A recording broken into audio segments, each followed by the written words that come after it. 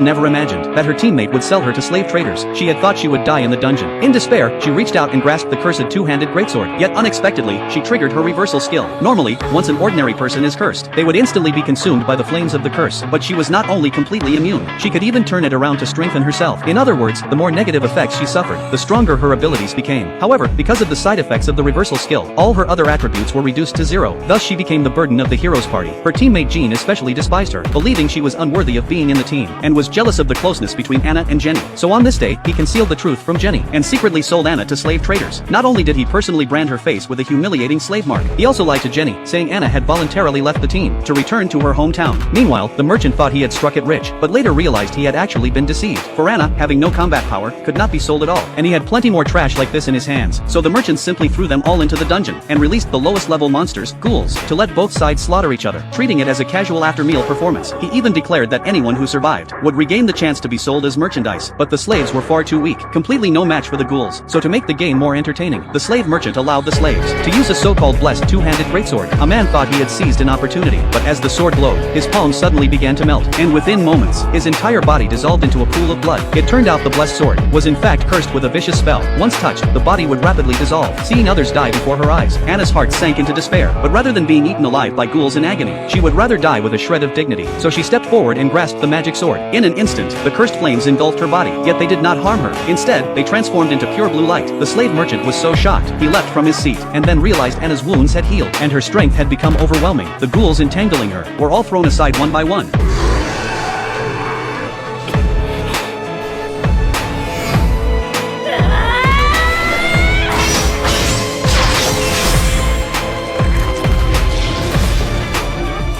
After annihilating the ghouls, Anna wasted no words, and pierced the slave merchant's heart with a single arrow. Then, with a silent thought, the greatsword transformed into a white light, and imprinted itself upon the back of her hand. Anna prepared to leave, but discovered another survivor in the dungeon, whose mind seemed unstable. She would only leave if Anna became her master. Anna, helpless, agreed to this absurd demand. After escaping the dungeon, Anna immediately scanned the sword's attributes, and found that it drastically reduced all stats, and melted the wielder's flesh. Yet Anna felt her body brimming with unprecedented power. Even her old wounds had completely healed.